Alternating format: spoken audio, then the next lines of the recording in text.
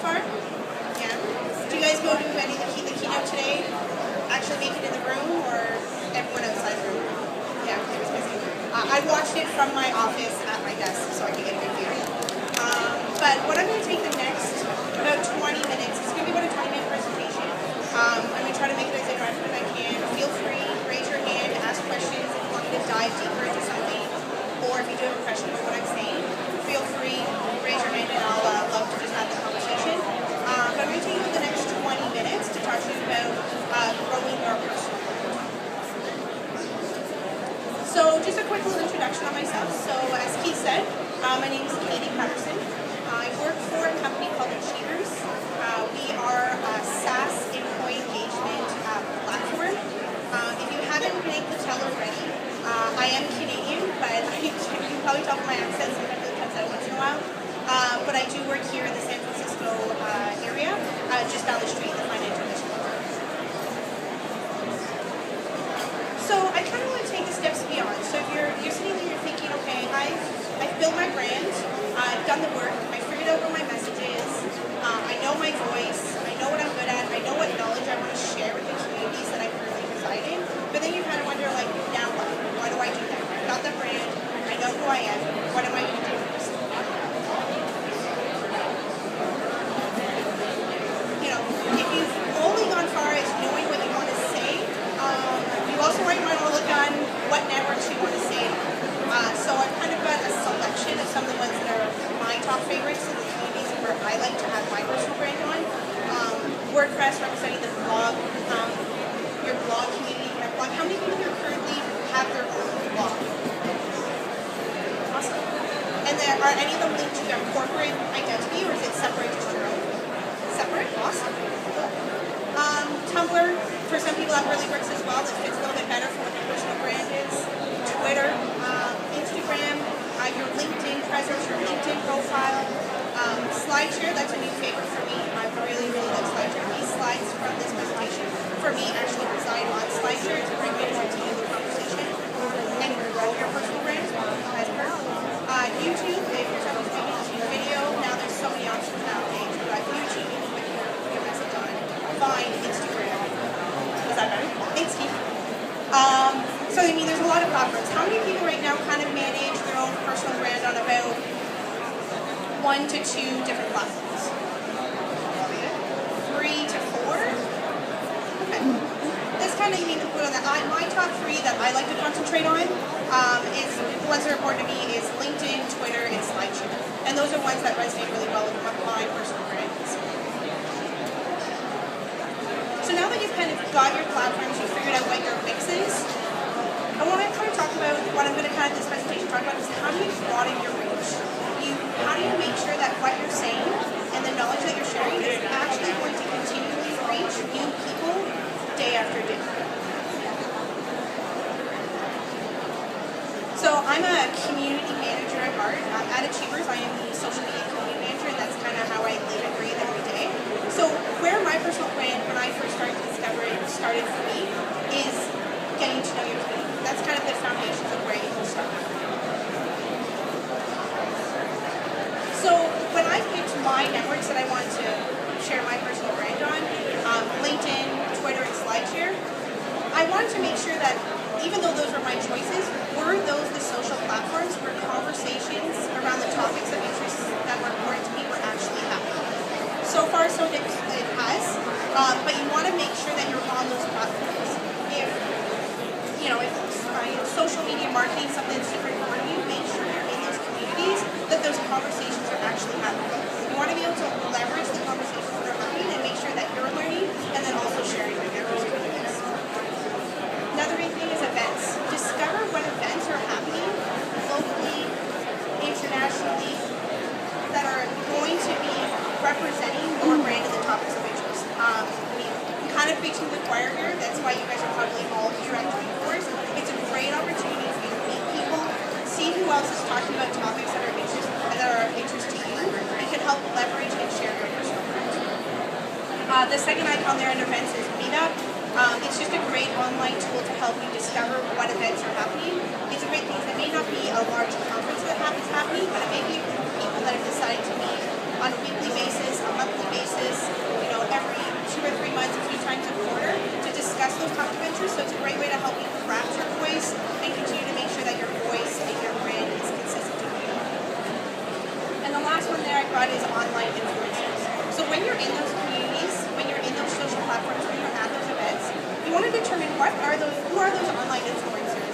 that are within your community, that are shouting a personal brand that may be similar to yours, or able to resonate with your personal brand and what you currently have.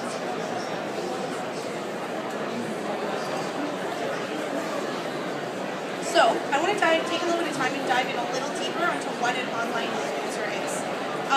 Anyone have a definition of what they think an online influencer is to them? Anyone want to share one? Anyone? I know it's only like day 3 of Salesforce, but a word that represents an online influencer. Shout out something. Which one? Blogger. Blogger? Awesome. Yeah, so I mean to me there's a very simplistic definition that I always really run with. To me, an online influencer is an individual who has the power to sway a community or a group of people based on their knowledge, their position, and their authority within that community. And when I think about that, I then take that definition and try to apply it to the communities that are important to me and important to my personal life. So now that you've kind of got an idea of what an online influencer is, I mean, it's pretty organic. You know that they're out there. They're the ones that are probably shouting their message from the rooftop time and time again. How do you identify those online influencers? In the big C that is the multitude of people that are on social media right now, who are the ones that are actually online influencers? Who are the ones that are actually bringing value to the community? And how are you able to figure out who those are without kind of getting lost in, you know, thousands and thousands of people that might be interacting with? So you want to look at your current networks. When you look at the networks that you've resided, who is on Twitter being retweeted the most? Who is being asked to guest blog on the blogs that you currently follow? Who on LinkedIn is an influencer on LinkedIn? I love the kind of the news section expansion that LinkedIn's done. They've actually identified influencers in certain topics. Those are ones to me that filter to the top. I'm like, okay, those people have been justified within the community that they're bringing value and that they're actually bringing information back to the community and kind of continuing that conversation. The next thing you do is you want to listen. You kind of, you know, when you're at events, when you're meeting people, you're talking to people, you're at events, you know who's speaking. Who's the people that are speaking and resonating with the topics of the brands, or the personal brands that resonate with you. And you want to listen to see what they're saying. You want to listen to see what other people are saying about them and just worry about what they're saying. And the next part is for me is tools. I'm a metrics person at heart, so this one kind of has a special place for me. I love using tools. If I can automate it and have something spit out a list of influencers to me on a weekly or bi-weekly basis, it's a nice, easy, low-hanging fruit. On the top there, who recognizes the logo on the top? Yeah? What is it? Cloud. Yeah. So that one's kind of the one that's most known. I don't think it's a tool that you should use standalone. I don't think it's the only tool you can use. I think you have to use it amongst with other tools. It's a great way to kind of get based on topics of interest. So for me, when I look at cloud, I search based on employee engagement, human resources, and social media marketing. And they kind of filter out a nice small manageable list for me to at least start attacking and start to get to identify from the online influencer perspective. Anyone recognize the second logo there? Below cloud? Good, so something new. That one is called Social Grow. It's a really, really great tool, especially just to analyze what your current community and follower base is on Twitter. So it's a Twitter-based tool that allows you to identify who are your influencers that are currently within the community that you have on Twitter, and who are new influencers you should be reaching out to. So it's a really, really neat tool, and it kind of gives you a visual depiction of what your current Twitter community is, followers, the people you follow, and the people who follow you, and then the followers of those communities. So it really helps kind of give you that ripple effect when it comes to Twitter followers. Anyone recognize the last one there? No? That one is called Little Bird. Their website is actually getlittle.com, and it is builds reports based on keywords or topics of interest. So same thing that I would use for Social Grow, and it tells me who are influencers within that space based on the topic. And I think I have it set up so every 2 weeks it sends me a digest by email, and it kind of just helps me kind of give a high-level view. If a new name pops up, it kind of prompts me to say, okay, maybe I should figure out who that new person is, what they're saying in the space, and it allows me to be kind of continue to learn down that road. Is there any questions about the tools that I talked about?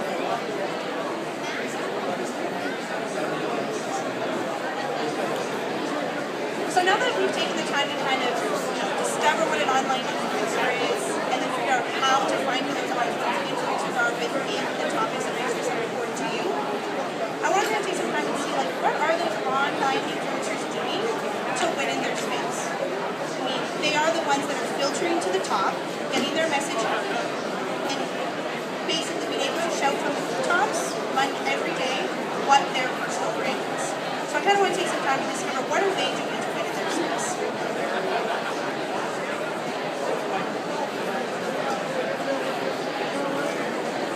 So when it comes on to online influencers, there's no doubt they know their brand. Before you start shouting anything out of the rooftops or on top of the mountains, make sure you know what your personal brand is. Make sure that what you're saying on Monday is the same thing you're saying on Wednesday, is the same thing you're saying on the next following Tuesday. You want to make sure you're consistent. You want to make sure that you know your brand, what it's going to be, and what it's going to represent. And that's what we mean. Online influencers are doing that right off the bat. That's why they're resonating so well with us. They are connecting online. So they're connecting, they're building, for me I put the link to there, building their connections.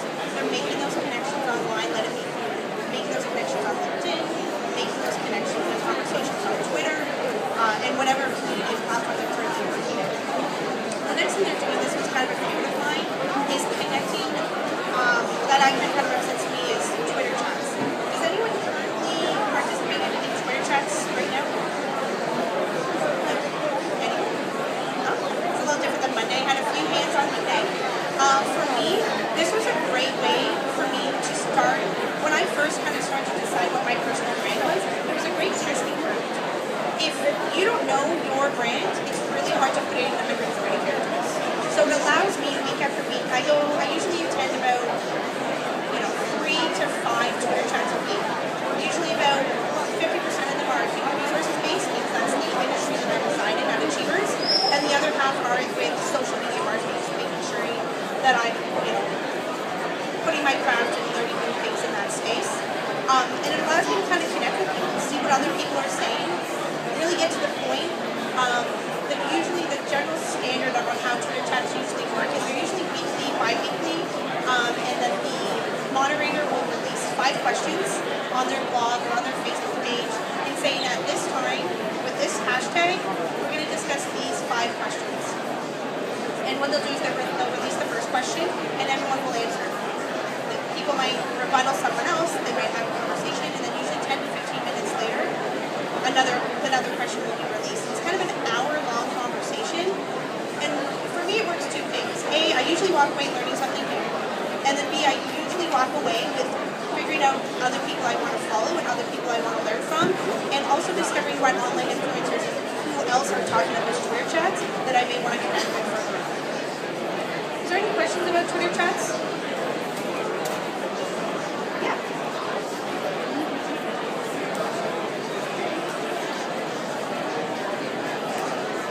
Yeah. It's, the Twitter chats are usually an hour long. Can you repeat the question? Repeat the question? So you're just saying how much time did I put towards Twitter chats and how long were they from? So kind of a time perspective for Twitter chats. From a blog chat? So Twitter chats, obviously solely on Twitter, you have to answer everything in 140 characters. So like I said before, if you do not know your brand, or if you do not have a concise point, it's really hard to get across in a Twitter chat. So it allows you to really make sure that you create value. That's why I kind of like Twitter. I'm not a fluff kind of person. I just want to get to the point I want to know the answer. And Twitter, or Twitter chats allow people to really be like, okay, what am I going to say? They usually last about an hour, and usually a question is released every 10 to 15 minutes within that hour. Standards that I've seen is it's usually 5 questions. I have seen a few do 8. I think that's, for me, it's a little much. It's a lot to go through. But it really depends on how many people. Some of the Twitter chats that I attend, there might be 20 to 30 people. But then I also attend a Twitter chat in the human resources space that's up to 75 to 100 people tweeting at the same time. So it can be quite extreme. And it lives all just right on Twitter. So it's something interesting. But those are the ones that have been most helpful for me. It allows me to kind of just have a quick conversation, connect with people all over. I also love Twitter chats around events, so it helps you connect with people virtually before you come to an event. It's kind of interesting.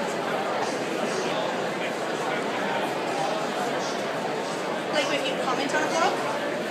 So I'm actually talking about, ooh, that's perfect. That's like, so this little icon is commenting on blogs. So what I think is also important is if you're connecting on LinkedIn and making those connections, then you're having Twitter chats, don't forget about your blogging community. I do blogger outreach or blogger commenting outreach, part of my corporate identity, and I make sure that I comment on 10 to 15 blogs a week. And I want to make sure that A, it's a great way for me to engage in new content, see what people are talking about, and also if I was a blogger putting out that content, it's kind of nice to kind of have those comments. I saw a statistic a couple months ago saying that 70% of people who read your blogs will never write a comment. So you can be that special 30%. I'm like, okay, this is an opportunity for me to reach out to someone that they don't normally get. I mean, I'm on Twitter. When I get retweeted, I'm super excited. So I'm sure right now I don't currently run a blog because I blog on corporate identity. But when we get comments, it makes all the difference. I find it really filters yourself up to the top and allows you to start looking at it. Does that kind of answer it? So they're very different. I would say that there are two strategies that are both going to be very important. And I think a blog is a great way to connect with online influencers. Is there your blog? Is there any other questions about connecting online? So the third thing that I kind of identified that online influencers do to win and grow their personal brand is connecting offline. So now that you've taken all that time, you've made the connections online, to me this is where the magic happens. There's sometimes a perception that social media is a bunch of people who sit behind computers, tweet, Facebook, write blog comments, but can never actually have a conversation in person. But I feel like that's really where the connections and a stronger foundation really lives. So you want to make sure you're meeting people face to face, you're having conversations. There's a lot of times where I'll reach out to someone on Twitter, I'll reach out to someone on LinkedIn, and because they're an influencer in the space, or they just posted a really great news article, and I'll ask them if they're in my area, like, do you want to go grab a coffee? Would you like to come to the office and just have a quick chat and kind of get to know each other? Because if we're kind of working together, for me, social marketing, I'm always looking to learn something new, and it's a really just great way to kind of build those relationships. And I find when I build a relationship face to face, it makes my online relationships even stronger. The next one there is meetup, events, things like this. When you come to Dreamforce, make sure you're connecting with people. You're taking those connections either that you already had online and bringing them offline, or meet someone here new and then continue the conversation online afterwards. I find it's kind of one of those things where they have to work in tandem, they have to work together, and that's what's really going to help you build your reputation and build that strong foundation for the community. So the fourth thing that online influencers do to grow their brand is bringing value to the table. So now that you've attended the events, you've made the connections on LinkedIn, you've attended the Twitter chats, you've done your blog comments, you want to make sure you continue to bring value and bring your knowledge and share it and be generous with your time and share it with the community. You don't want to come right into your community, put your flag down as an online influencer and start asking other people for something. You want to make sure you're offering something first. You want to make sure that you're working and building your relationships without the desire to have an actual outcome. I find for me, the more that I give to a community, the more I get back in spades when I'm not expecting it. You have to make sure you're bringing the value. For a lot of people, this point number 4 is the one that's the most intimidating, and it is the most time-consuming. You need to be present, you need to be part of those communities, and you need to be bringing that value in a holistic and authentic. And the last one for online influencers and how they are winning and growing your personal brand is connecting with other influencers. Smart people hang out with other smart people, and you'll commonly see influencers tweeting, retweeting, blogging on other people, other online influencer blogs. They really run within a circle, and it's really important that you take the time to not only connect with people in your space, but why not after you've commented on someone's blog, met them at a conference, why not continue to connect with them and ask them questions, see what they're doing, buddy up with the online influencers because it's the best way to learn, and they probably want to have the conversations as well, and that way you can really start continue to learn from what the online influencers do and get feedback. They might have some advice on the space that you're doing. They're people at the end of the day, and so you just want to reach out to them and see what else they're doing and really help grow your brand and make sure that it's right on board. This is a slide that I usually put on any style of social media, personal brand. It's kind of like my staple, but it doesn't happen overnight. I see a lot of people who start the journey of their personal brand or start the journey of starting a social media online presence, and they get frustrated because they don't necessarily see the results that they want to see right away. It does not happen overnight. It's going to take time. It's going to take you bringing value to the table a couple times. It's going to take you attending events, attending Twitter chats, writing a blog post, commenting on blog posts. It's going to take you giving a lot to the community to sometimes get it back. And so what my advice is to you is to not get frustrated. Take the little wins as in, meeting up with someone new or learning something new as wins as part of this journey. And know that it's something that you're going to have to constantly work on. And then by constantly working on it and keeping your brand authentic will only make it better and have it build a strong foundation over time.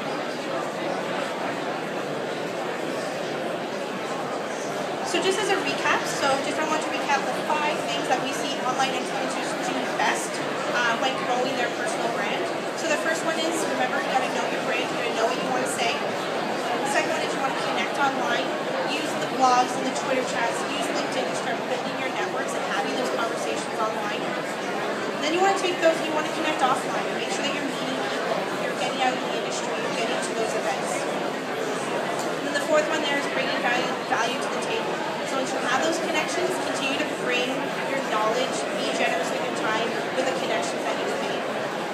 And the last one there is connect with other influencers. So make sure that you're building yourself as an influencer, you're connecting and learning from the influencers that are in your space.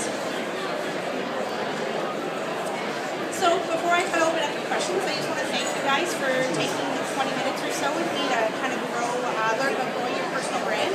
I hope you enjoy the rest of Dreamforce. And if you have any questions, feel free to ask them, or you can always tweet me at Paterson. That is my personal brand. And I hope you guys enjoy it. Thanks so much.